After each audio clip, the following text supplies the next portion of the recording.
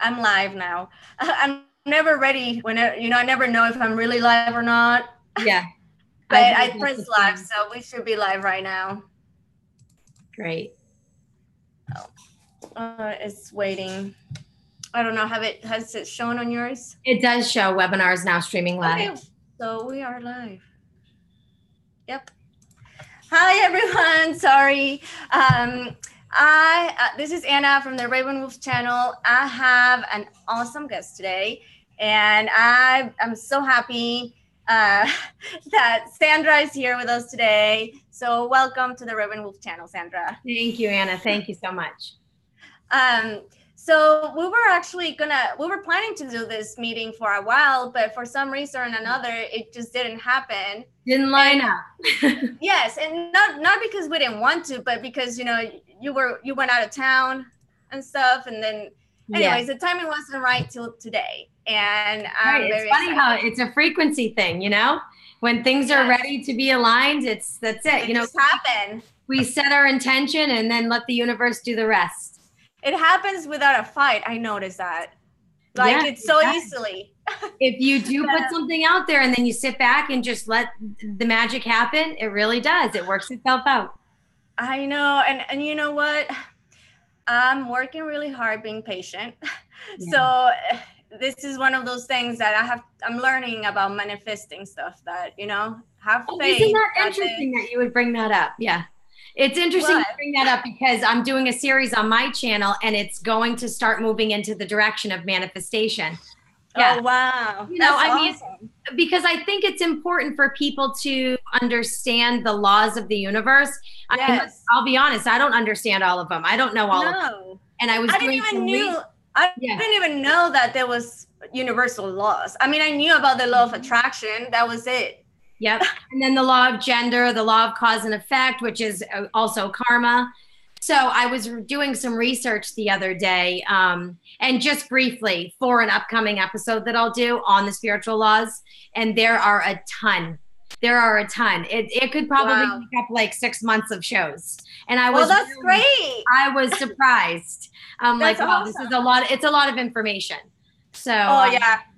It's one of those things that you kind of feel overwhelmed from all the information that you didn't think there was that many, and then it's like boom in your face. Whoa. But if you think about it, some of these laws, let's think about even the law of cause and effect, right? If we were taught those types of laws in school as opposed to run through a red light, can you imagine what kind of world this would be? We'll be experts in in Earth and in all of it. 3D. Yeah, I don't think we'd need to be here. Yeah, exactly. But that's actually one a subject that Nis and I have talked about before, because we feel like because she was a teacher, or she's a teacher, and I was a preschool teacher. Yes, I was a teacher. Oh, really? Yeah. So if we will be teaching kids that from a very young age, life will be so much easier. So much easiger. Yeah, or at least more universally understood. Yes, for sure. Let me check out the chat and see who's here. Okay, so hi Ken, hi April, hi Scott, hi Bree, hi DJ Ransom, hi Mike, hi Michael Archer. Oh my gosh, I got a hair. Hey everyone. Sorry. Hi Deborah, hi Angel, hi Gary. Oh my gosh. Madam Jenny, Deborah, Pastor Jim, everyone, hello. Sorry, I didn't realize it was gonna be this many.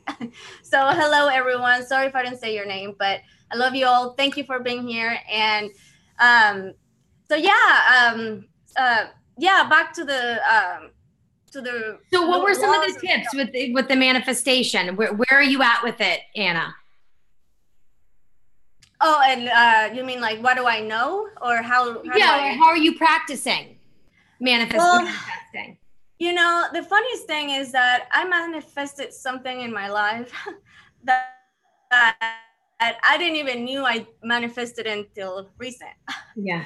So, and it was I think about how did that even happen, Mm-hmm. And a big thing was to want something from your heart, from a heart, and really wanted it really really badly. Yeah. And oh yeah, also I've been working with the moon, with the new moons, or not new moons, I'm sorry, full moons, because they're good for manifesting. So every month when a full moon, I've been writing down. I'm sorry? No, a full moon. That's interesting. I thought it was a new moon. So this is interesting. Oh, well, maybe I'm wrong, and maybe I've been doing it wrong, but I've been doing it. Whatever. Well, we shall see the results, I guess. But, if it's working, then it's right. Yeah, I don't know. I've been doing it in the full moons, and I've been writing down all my, like, I guess, wishes and desires and what I want to manifest in my life. And like, I go out when the full moon is happening, and I kind of read them over. And then I don't have like a backyard or anything like that. So I just go out in my little balcony patio, and I have a bowl, metal bowl, and I burn the paper. And as it burns, I kind of like set my intentions. And I don't know, that's a little ritual that I've heard people do that before. I've heard a lot of people that do that for sure. Yeah. And I think it's just the whole ritual behind it, that you're setting an intention. And when you say the heart space, that is key, because I think that's what most people miss about manifesting what they desire in their life is, see, the universe doesn't respond to what we want. It responds to how we feel. It's a vibrational response. So it's tapping into our energetics. So we can't lie to the universe, you know? We can tell ourselves, oh, I think I'm beautiful, or whatever, something silly like that, as many times as we want. But if we don't feel that we're beautiful, then it's never, we're never going to get there. So I think that is key. Feeling into it. And another thing that I've been working on is also, not because let me think how I'm gonna phrase this. It's okay, take your time. You'll get it. But manifesting my desires, I understand that maybe what I desire is not right at this moment. Yes. You took the words out of my mouth.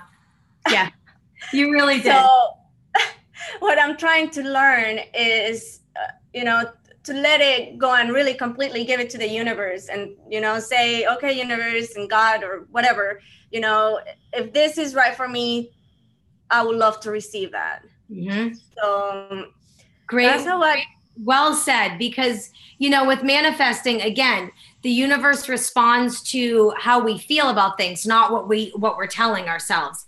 Eventually the two will link up, but I think it's about getting really honest with yourself. So if you're wanting to manifest a relationship, right? And if the relationship isn't coming, it's not coming, it's probably a real good indicator that you're not ready for it. So it's also showing you what you need to work on. Okay, so if this relationship that I am claiming I want so badly isn't coming, instead of, throwing our arms up and saying, oh, this law of attraction thing doesn't work, I can't manifest anything. I think it's more important to, let's not have a pity party and look at it like, and be grateful for that information. Oh, okay, I guess I'm not in alignment with what I want. So what are the steps I can take to get in alignment, to get what I want?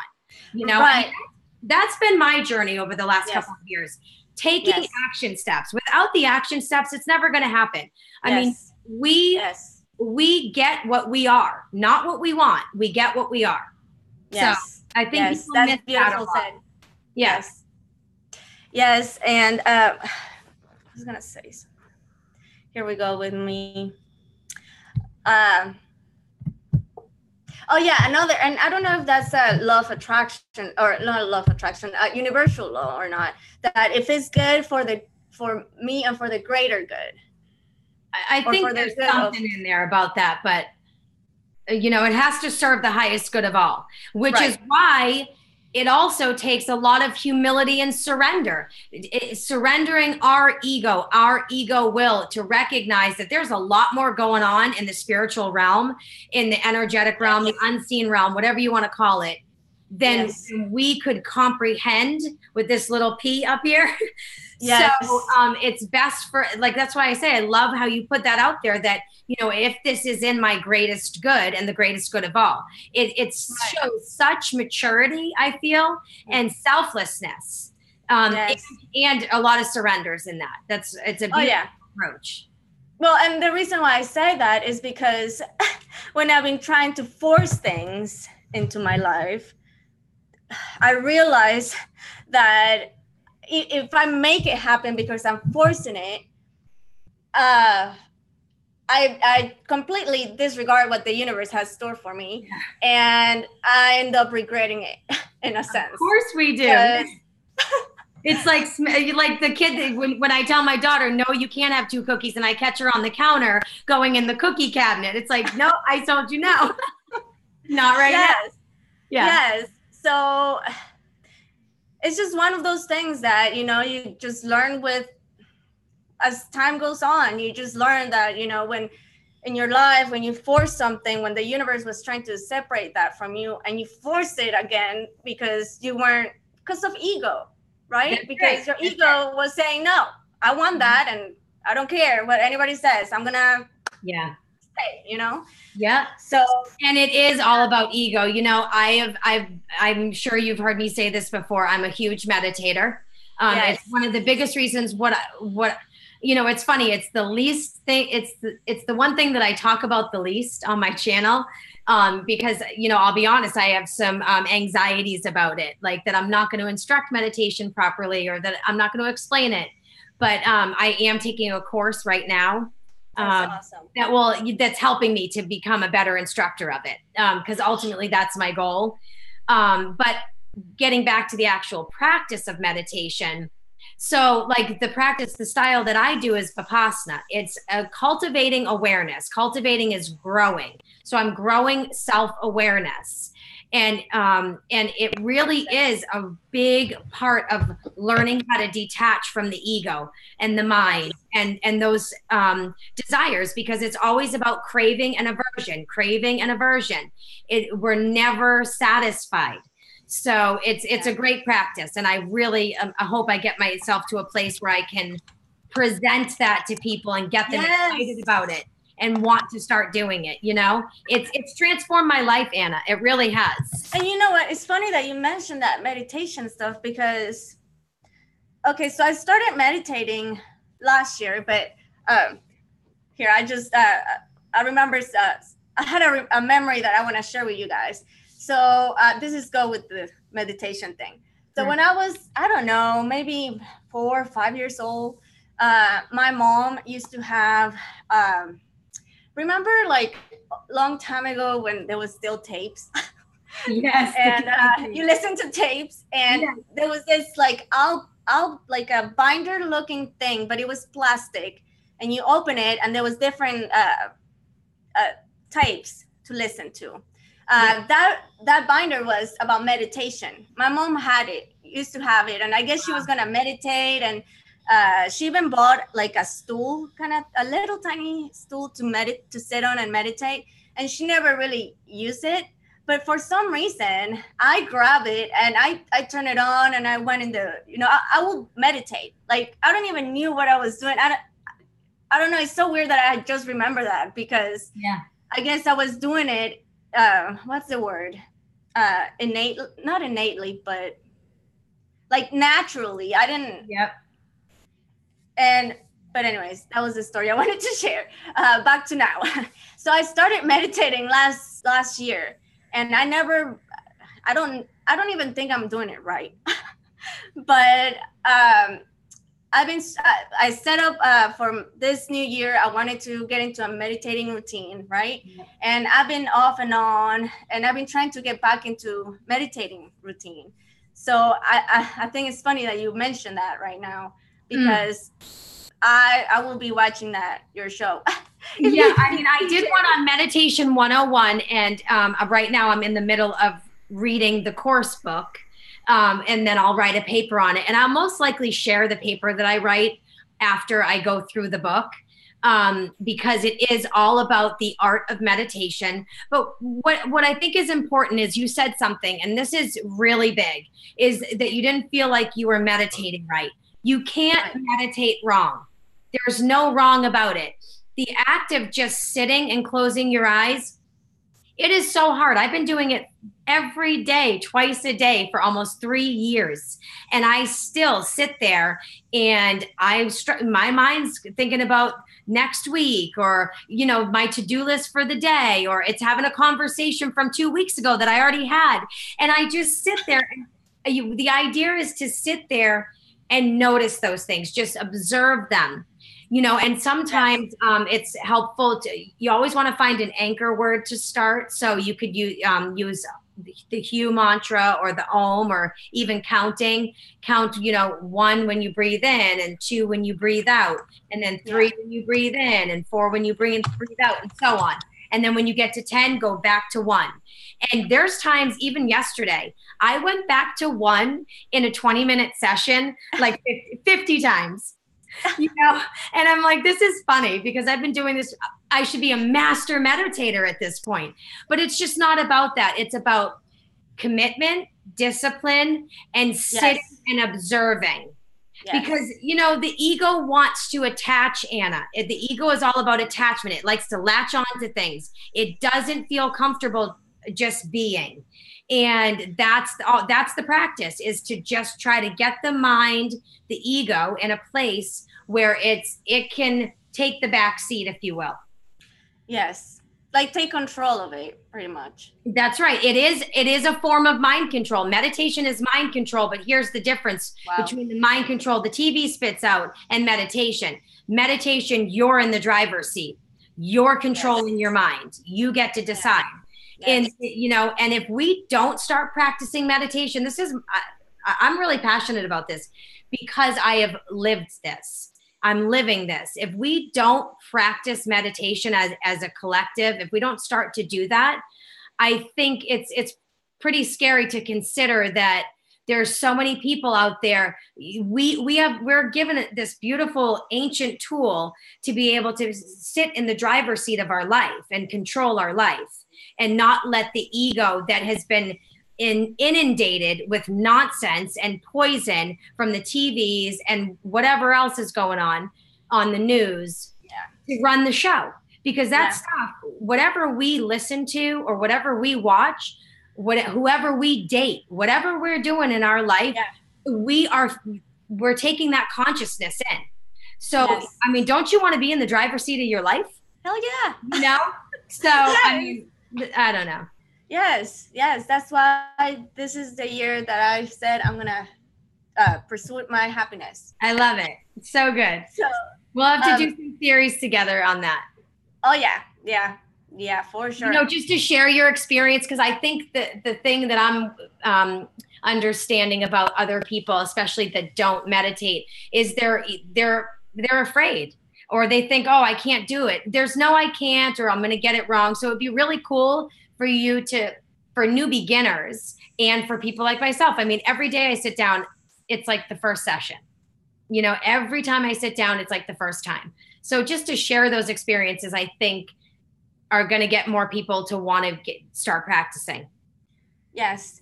And with me, like you were saying, I will be ready to get into the zone and meditate, and everything will be going good. I will be getting into it. And then out of the blues, I get a random thought.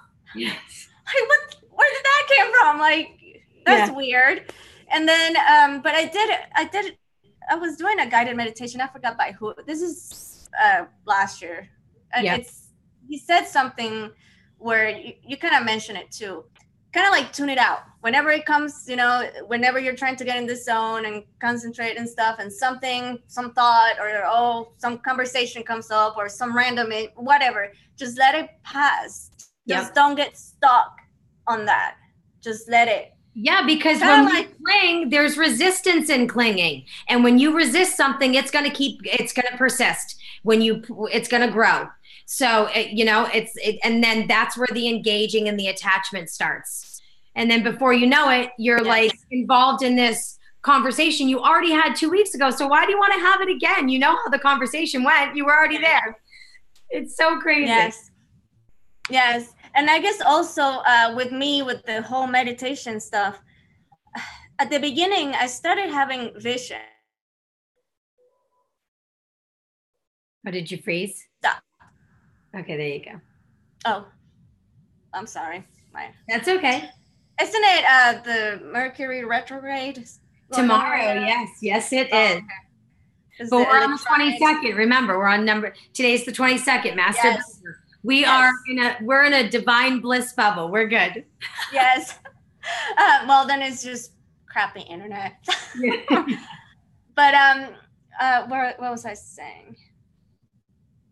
Do you remember what I was going with? Prior to Mercury retrograde. I don't know. About that when I started meditating, I started having like visions of, things. And it was so awesome that like the next time I would meditate, I would, crave it. I would want to see it, and then nothing will happen and I will get discouraged. Mm-hmm. And then, it's the anticipation of that. So I have to learn to just let it go, and it's just the thing is that I know how it feels to see, and I want to see so bad. So that's part of the book that I'm reading for the course. It's something happened with the volume. Okay. Part of one of the chapters is what meditation isn't. And it says meditation isn't relaxing, like I'm just going to chill. Yes, relaxation is a component, but it's not the actual practice. And meditation isn't becoming psychic or reaching, higher realms. I mean, yes, you can develop those skills through meditation, but it's not the purpose of it. And like what you were saying, visualizations and stuff, and people get really, they mention that in this chapter. You get stuck on that. You get attached to that experience. And when you don't re-experience it, then you get disappointed and you give up. It's a very common pattern for new beginners. Oh, good. Yeah, it is. And the recommendation is in the book, which I thought was really great, is to approach meditation every single time like it's your first time. And then it helps with that level of without any expectations, really. That's right. Yeah.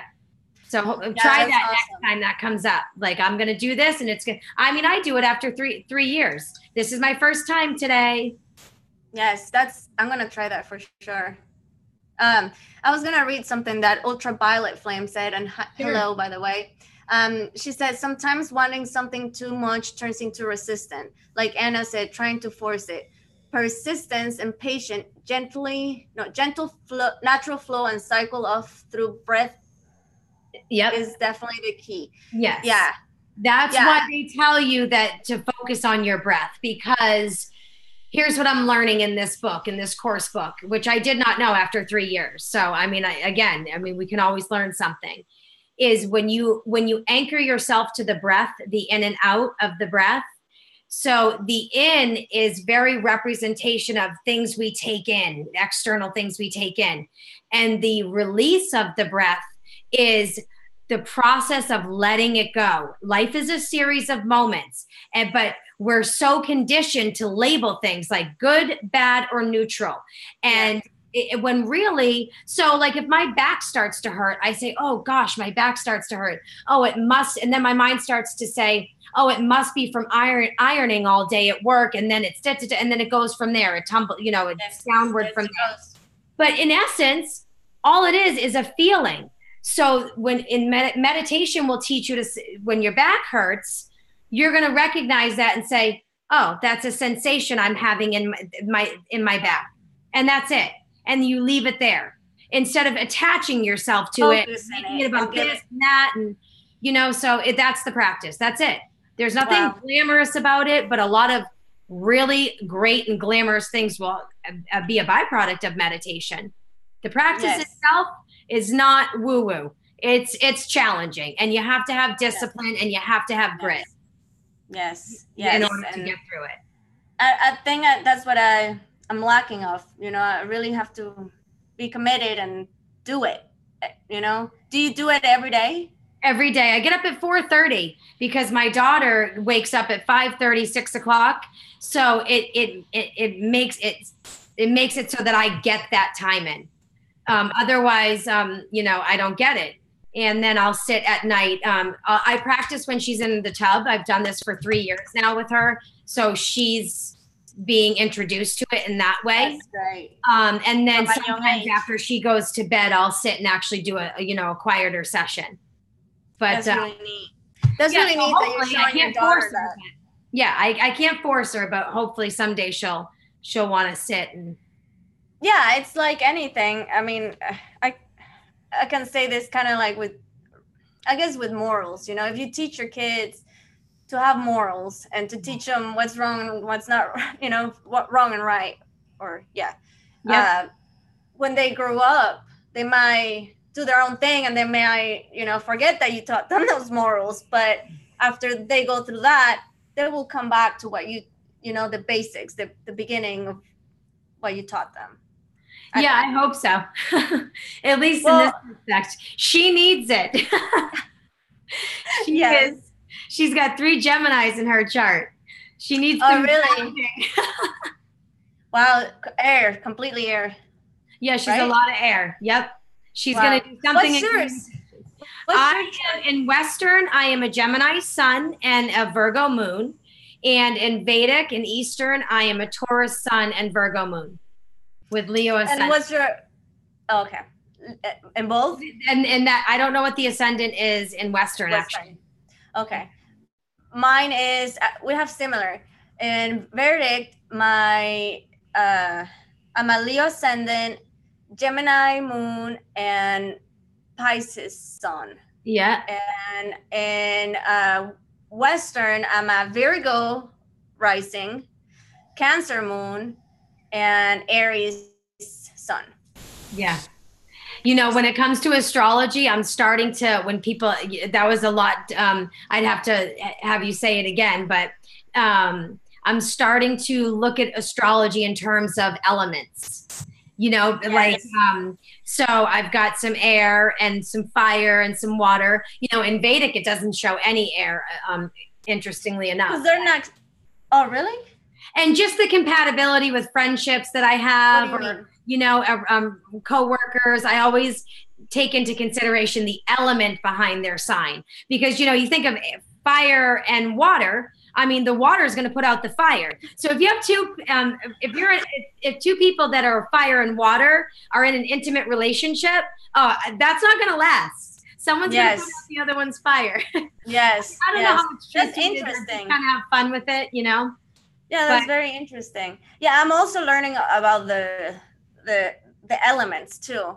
And I use a tarot deck, the Spirit de la Lune tarot deck, or oracle deck, and they have some cards and some things have the air, water, so I'm learning also about that. Yeah, the elements. Very interesting. I would, I don't know if my path is going to lead me there in more detail soon, but it's just something I'm playing around with in my own mind when I meet people or consider the relationships that I do have, So it's cool.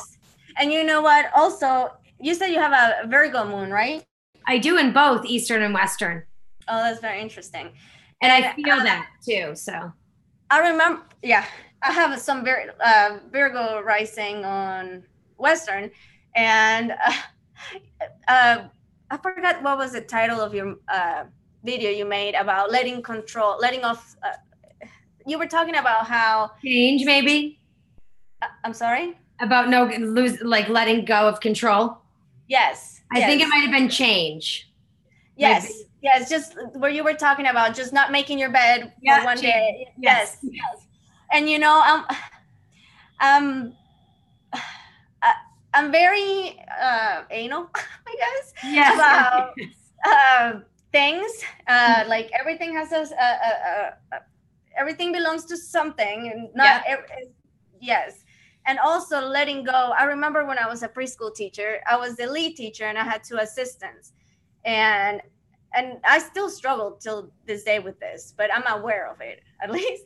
Yes. But it was very hard for me to assign jobs to other people because I knew, or I thought I knew, that I could do, I do a better job that they could do. Yeah, it's a control issue. Yes. You know, we're controlling by nature. And then you add certain elements or astrological signs, I feel, to it, and now it's intensified. Because Virgos, I'm such a perfectionist, and I was very much OCD. My house is still, people would come in my home and say, oh, I can eat off your floor. But the difference is like, I will leave a blanket unfolded on my, you know, the throw blanket on my couch. Or if my daughter's in my bed all day on Sunday, you know, having a lazy day, I'm not like, get out of the bed so I can make it, get out. You know? So I've loosened up a little bit. But having kids will do that, Anna. No. Yeah. Yes. Having pets will do that too. And pets. Yeah. I have how many times I'm going to sweep the damn floor and have hair? But yeah, and you know, just talking about this, it made me realize, maybe that's why I also kind of struggle with the whole meditation and, you know, focusing so much on certain, because I get obsessive about that. It could be, but you can transcend beyond that. I'm telling you, you can. I am not the same person I was, even on the outside. I mean, I used to foil my hair blonde. You know, when I was drinking 3 years ago, I'm 110 pounds. I was 130 pounds. People probably wouldn't even recognize me if I showed a picture, you know? So, I mean, that's a quick glance as how different I was on the outside, but it was a good representation of what the inside looked like. It was a hot mess. I didn't know it was hot. It was just a mess. I also quit drinking alcohol 2 years ago. You know, I feel like that goes hand in hand with this path, you know, I just do, you know, I think that it just ends up happening naturally for me. You know, it was necessary. I became dependent on it, but so it was necessary for me to do that. But other things, like I quit, this month will be a year that I stopped smoking cigarettes. You know? So I just think those types of things naturally go the further you go on this path. The spiritual path. I also used to smoke cigarettes, but I quit smoking cigarettes way before I started in this path, and way before I started stopped drinking alcohol. But for me, for the alcohol, I'm little and I cannot hold alcohol very well. And I didn't like not being in control of myself. I put myself in situations where they weren't good, not good. And I started blacking out. And I will not, okay, let me say this. I think part of it is because I didn't drink on a regular basis. I will drink like on the parties, like a social drinker, and I will overdo it. So I don't know where I was gonna say before, but yeah, anyways, I don't like not being in control of my body, not knowing what I did or what I did not do, or, you know, having that, how do you call it? Hangover, but it's more like a spiritual hangover where you feel like, oh my God. You do feel that you did. There was a disconnect. There's, you know, of course there is.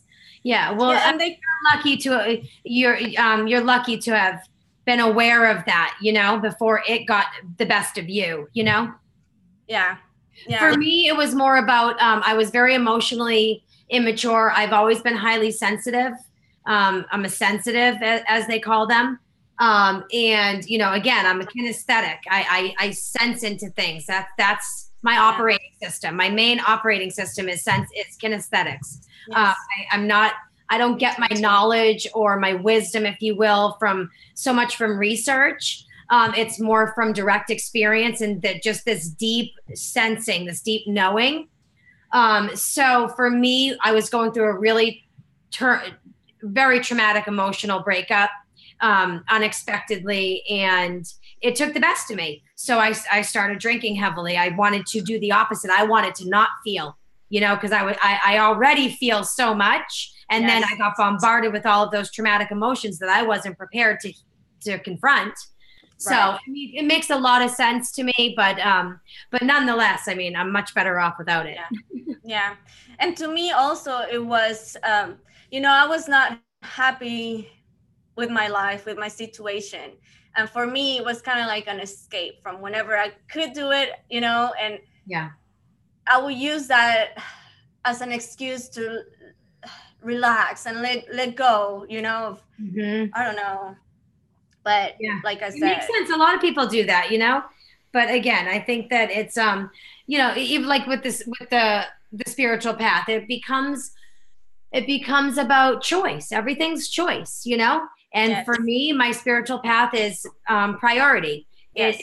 In fact, a lot of people, maybe people in the chat room and that watch this, that are walking the spiritual path can understand this, but some people that I've said this to look a little appalled, but it's my truth.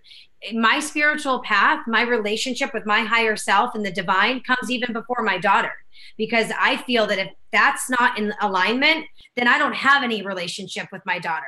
It might look like I do, but it's not true, and it's not pure, and it's not authentic. Exactly. So it's the number one relationship in my life. Everything else comes after that, Yes, I love that. So I love that so much that you said that, because I desire to be a mom so bad, and I can't wait to have that connection with my daughter or my son. So that's so big. That's so big. Yeah, that's a big one, Anna.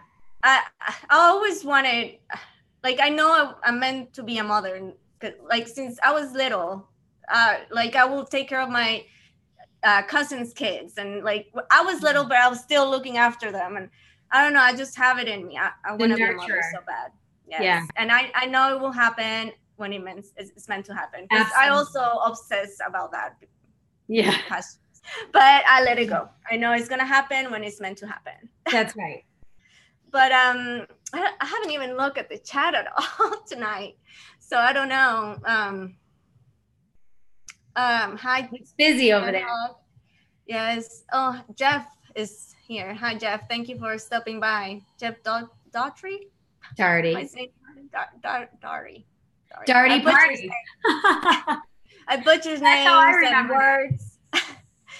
But anyways, you guys, thank you so much for being here and listening to us. How long more you have available, Sandra? Till 9:30. Yeah, we got some time. 9, so that'll be 8:30 my time. Okay. So I'm curious to know.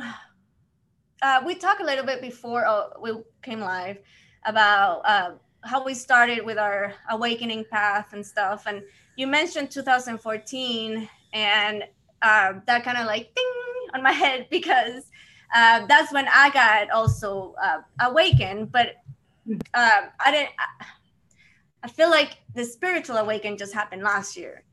So please elaborate. This is interesting. Okay, so in 2013, fall of 2013, beginning of the 2014. Did I say that twice? 2013 and then 2014. I was going through major life changes in my personal life. And I started seeing 1111. And I have one of those, it's not working anymore. I have one of those alarm clocks or clocks that they project on the ceiling. Yeah. And I thought it was so weird that every time I will go to sleep or I will go to bed and I will look up, it will be 11:11. So I was like, that's odd, but I did not connect the dots or anything.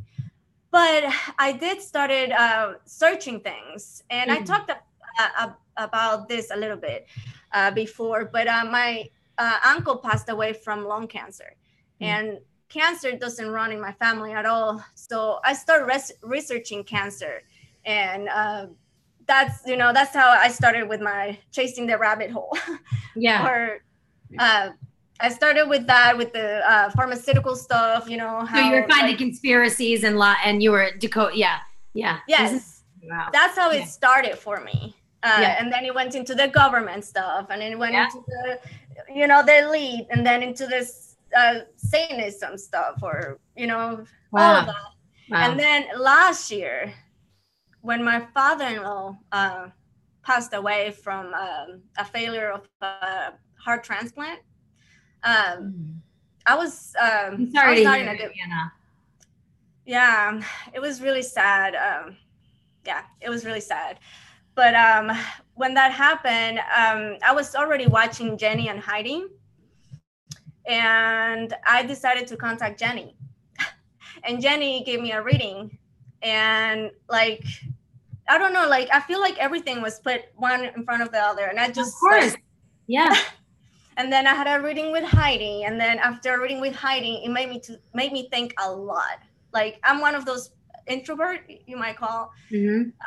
I always like to look and what can I do? What about this? Like, I don't know. That's how it started. And then I had a vision when I was gonna take a nap one day, and it freaked me out. It wasn't scary or anything. It freaked me out because that never happened to me before. And like you said, I feel things. I always feel like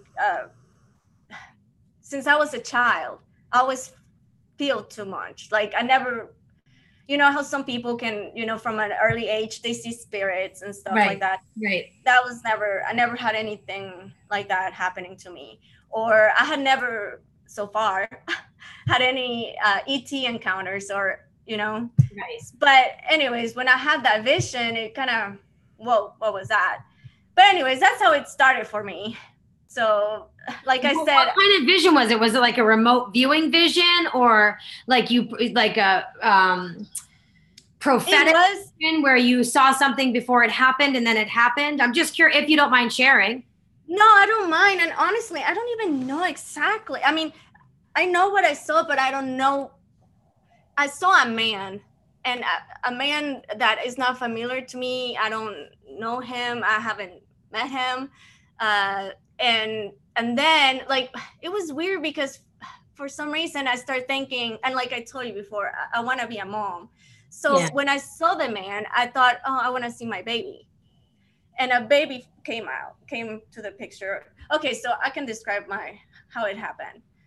I was gonna take a nap, and I was laying in bed, but I was not sleeping. I had my eyes closed. And then suddenly, when your eyes are closed and you see black? Yes. It started getting fuzzy, like on a TV, like old school, the black. Yep. Yeah. The fuzziness. Yep. And then out of that, like, an image came forward, and it was a picture of a man.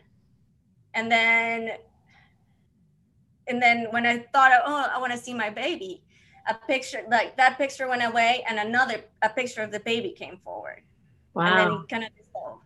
Wow. So I don't know what that means. I don't know. I like I said, I don't know that man. What I've come to learn is, and again, everything's practice, because sometimes things will come into my reality and it's like, I want to know, I got to know. Yes. And I was a big one on that. one of my biggest fears growing up was the unknown. I had to know, which is why I became so controlling, I think.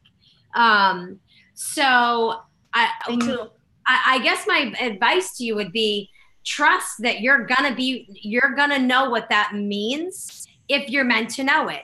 I mean, you already know that, you already know that, that if you're meant to know that information and it's going to serve you, then you'll know it. It's just not, it's just not time. Yeah. But that's really profound. That's interesting. I've never heard of an experience like that. Thanks for sharing that. Oh, no problem. And like I said, it scared me because it was so out of the blues, and I never experienced anything like that. And then after that, when I started meditating, I will have like little visions here and there, like a flower or this or my grandma, or so that's why I think I became so obsessive about it, wanting to. Of course. Yeah, of course. But that's how it started. How it all started for me. I find it interesting because so many people, you're probably one of the first people that I've spoken to about the awakening process, that it's similar, where we were both reading conspiracy theorist subjects, if you will, and coming to these realizations and about all these lies that our life has been, you know, we've been told all our life. And then the lid got blown off, you know? I mean, really, because that's how mine started. I was listening to whistleblowers on YouTube about the Blue Beam Project. I was, you know, you name it. The Blue Beam Project is the one thing that sticks in my mind because it terrified me. Terrified me. So I had read an article. I was given an article through an email once from my friend had sent it to me, the Black Magic and the Fall of Atlantis. And I'm telling you, after I read that, it was probably days later that I started seeing the shadow people. And I was like, wow, it's like something got opened. I don't know. Wow. What's the name of that book? You know, it was just an article. I don't know. Oh, it's an article. Yeah, it was just an article. And this was in 2014, you know? So, but the Black Magic and the Fall of Atlantis. And I'll tell you, there was a lot of truth in it. I didn't know what I was reading, but I knew that it was true. I knew there was truth in it. You could feel it, you know, about the history of Atlantis and how that, you know, civilization went down. It just felt like there was a lot of truth in it. Yeah, and I truly believe that Atlantis was a real thing. Like, absolutely. And when I used to watch TV and I used to watch, I don't know, like National Geographic or History Channel or whatever, where they will talk about the lost ancient civilization of Atlantis, or like, I don't know, it always like, I was like, yes, it's true. You know what I used to watch all the time was Ancient Aliens, all the time. Now, that wasn't necessarily in 2014. That's funny because that brings me back. I watched it from like 2012 to 2014. And then I moved on to like other things. It's interesting, but that was probably the precursor to my awakening because it really got me thinking. You know, those shows are fascinating to me. I know that it comes from the mainstream TV, so you know, there's a lot of question marks with that, but yes. And what was I gonna say? With me, I don't know if you were interested in that too. I used to watch a lot of paranormal stuff. Like I never did, Anna. No. You know what? Since I was a kid, I was afraid. Like, but we'd lived in a few different houses where there were spirits, and my mom and my sisters had experiences with them.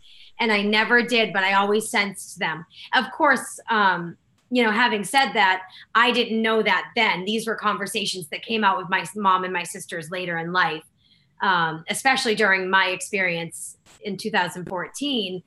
But I didn't realize that 3 different houses, and they never did. And, you know, my mom made a good point. She said, I don't think they ever revealed themselves to you because they knew you were afraid. And I was. I used to I sensed them so heavily that I would go into the basement for like extra stock, you know, like a can of sauce or an extra roll of paper towels for my mom. And I would talk to myself, but I would be pretending like I was talking to my dad so that I sensed someone around. So I wanted that, well, I now know, spirit to know that my dad was right there with me and he was going to protect me. And was watching. Yeah. Insane. Yeah. That's crazy. And you know what? I didn't have any scary experiences like that growing up at all, with spirit or with anything that frightened me like that or anything like that. So maybe that's why I was not hesitant of looking into like paranormal stuff.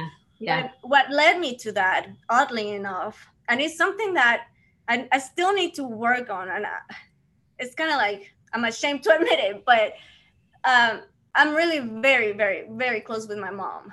And even when I was little, I used to tell her, Mom, when you die, I want you to come see me, to come visit me, to tell me you're okay. You know, I don't know how, like, send me a letter from heaven. I used to tell her, you can just write me a letter and send it to me when I was little, you know. But as I was, you know, growing up in my teen years and stuff, I started getting into the paranormal stuff because I wanted to know if a soul, when it leaves, if it can come back or if it can have some kind of interaction. I don't know. It just yes. Well, you had a lot more courage than I did. But no, it also will freak me out because one of those shows, they'll be, most of them will be scary, like, you know. So well, you know, I mean, now I can. So I was at my sister's in Massachusetts last week, as you know, and my brother-in-law is into all that creepy stuff, and so is it my niece who is 10, and then I've got Sophia who's not even 5 yet, my daughter, on the couch with them, and she's like digging it. She's not scared. She like is so interested. I mean, I don't think it was an actual ghost, you know, paranormal show, but there was a lot of gory, weird, you know, creepy stuff in it that was, you know, dark and scary. yeah, And you know, so she watched a few minutes of it, and what I found about myself was that it doesn't bother me. It didn't affect me anymore because I'm just not that person that I was, you know. So yeah.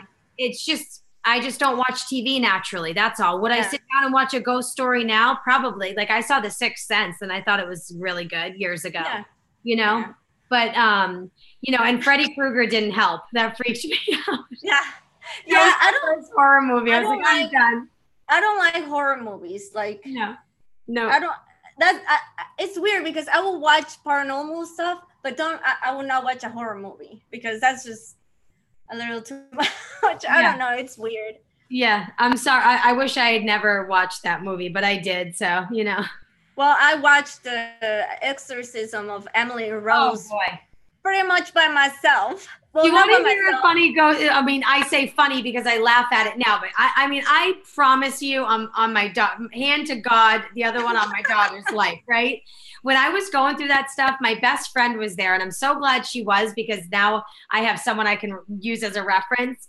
When I was going through all that stuff with the spirits in 2014, I've never seen The Exorcist. I've never wanted to see The Exorcist. It was like 11 o'clock at night and she's over the condo and we're having a glass of wine because that's when I drank.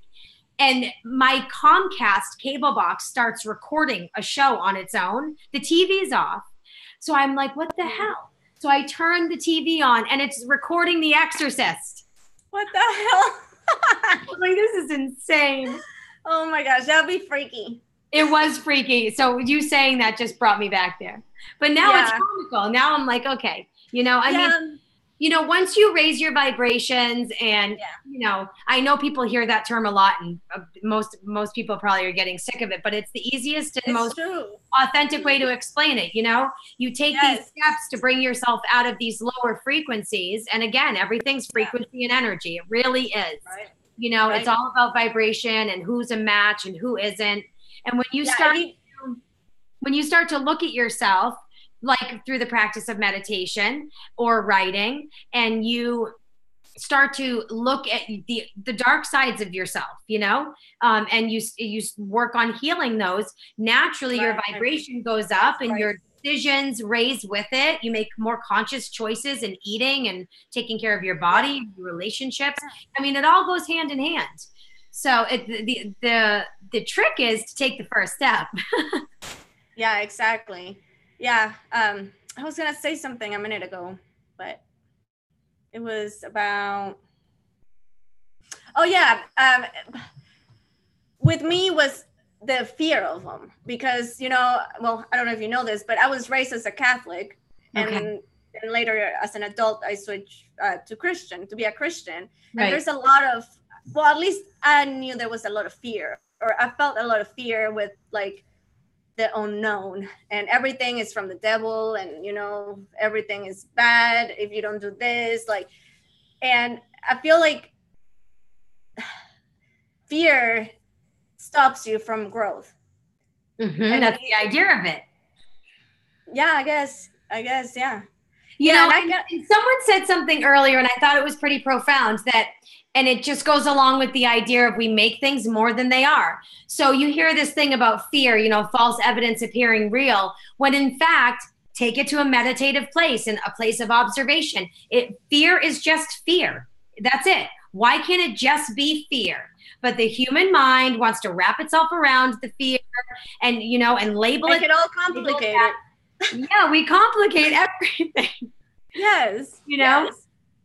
Let me ask you last question. I wanted to ask you about the shadow man. Yeah. All your encounters with shadow man have been always negative? Yes. Okay. Yep. And I don't even know that I'd call them shadow men because they were more like It almost was like clouds of smoke. There was never any definitive shape to them. So I don't call it a shadow man. I've been told by somebody who has a lot of experience in this department that they believe that it was jinn. And when I did a little research on jinn, that feels right to me. Okay. So, but I definitely not, my sisters and my mom have experienced shadow men, and they were not harmful. Didn't. Oh, really? Ill intended. Wow. Good. I'm glad to hear that, because a lot of people that encounter shadow man, it's always been in a negative side. And when I encounter one, I don't feel scared. And like we feel things like, if something is not from a good vibration, positive vibration, like, and I was not fear. I was not scared. I didn't feel anything negative. It was just like, oh, okay. And I kind of like, my brain could not process it. I think that was really happening. Like I see it and I acknowledge it. I was like, oh, it's the shadow man. Okay, I'm just gonna keep going. And then, oh, okay. You know what I mean? Yeah. But I didn't think. Trust me, I certainly wouldn't engage in one. I'm smart enough now to know. Like I engaged with them before. I thought I hadn't. No, but you didn't know. Now you know. Now I know. So even if I did sense that they were decent or harmless, I couldn't see myself engaging. Yeah. Yeah, I don't know. I didn't engage. I didn't even thought about, like I said, I kind of like, oh, it just must be in my imagination. Like I kind of disregard it, but I don't think I want to. It's something peculiar to me, and maybe something to consider for another conversation for the next show, for another show, Anna. Yes, we're going to do more than one. It's interesting that there are so many threads of similarity in people's awakening process, or their, road to remembering, or whatever you want to call it, or their spiritual path. There's just so many, like they're either reading conspiracy theorists, or they're experiencing spirits or UFOs, or there's a common thread here. I don't know. I find it peculiar. Yeah, and it's obviously meant like that. Yeah, I think it's like a part of the divine plan. And, but, what is that divine? What is the source of the divine plan? Who's running that show? Yeah, when you know, let me know. yeah, for sure. Here, we're about to reach 9:30. Okay. And I do want to have, please come back to my show. We have to have more. It's been great. Really, it's been uplifting. It's been really enlightening. Good. Yes. And I think that's the best thing, to learn from each other, share our stories. And if I would never open my channel and talk about this stuff, like I wouldn't know that, there are not harmful shadow men. If all the research and everything everybody says is bad, like I wouldn't know that some of them are not bad, because what I experienced. That's right. That comes around with what we were saying before we came live. Yeah. Our experiences and things that we live and we experience every day, that's our truth. Yes, absolutely. For me, that is like become my motto, because I don't get my truth from, there are truths in books, and of course, that's not what I'm saying. Right. But it's direct experience. It's directly experiencing something for ourselves is going to lead us down our path. Those are the nuggets of truth, the golden nuggets. So I couldn't agree with you more. Yeah. Yes. And it's okay when someone disagrees or might not think the same way as you, because, that's their path. You're on a different path, and it's okay.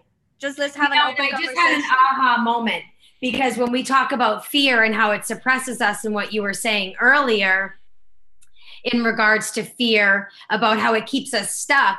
I mean, isn't that funny? When you're fearful of things, you don't go out and experience. No. So you're missing out on truth. Yes. Yes. Yeah. Yes. Oh, wow. That's really cool. Yeah. That's awesome, Sandra. But thank you so much. No, thank you. Thank you for doing the honor to come here. And like I said, we have to do this again.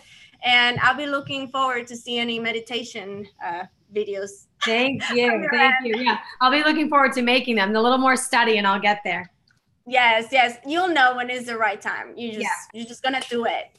But I want to say thank you for everybody in the chat for being here. Sorry, I was not really paying too much attention to it, but I was really into the conversation with Sandra. But everyone, thank you so much for being here. I love you all, and I will oh yeah, that remind me. Sorry. On Sunday, I'm gonna have Julie Pohl coming at 1:00, 1:30 Central Time on Sunday, and we're gonna talk about past lives. So don't miss it. Okay. So, and I'm sure I'll be back tomorrow or Saturday. So I will guys see you soon. I love you all. Thank you. Bye, and thank you. Thank you, Sandra. Bye.